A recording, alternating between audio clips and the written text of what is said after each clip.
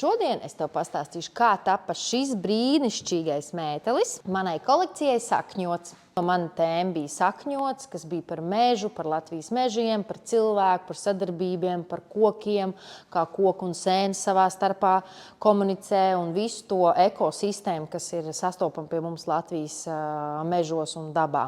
Tas ir daļa no tāda čiekura formas ar dažādiem pakāpieniem. Šīs ādas detaļas es izstrādāju ar superīgu meiteni vārdā Evita Vilde, māksliniece. Un šis jau nav pirmais projekts, pie kā mēs strādājam. Man patīk viņa ar to, ka viņa nekad nesaka nē, ka vienmēr viss ir iespējams. Un tas atkal ir tāds cilvēks, ar kuru ir superīgi sadarboties, jo tu jūti to atdevi un ir tas tāds, yes, let's do it, we can do it. Šos uzplečus mēs jums varam uzlikt, es nezinu, uz kaut kādu kreklu vai vienalga, kur mēs vēlamies, un tā teikt pārnest to visu uz kādu citu dizainu apģērbu gabalu. Nu, lūk.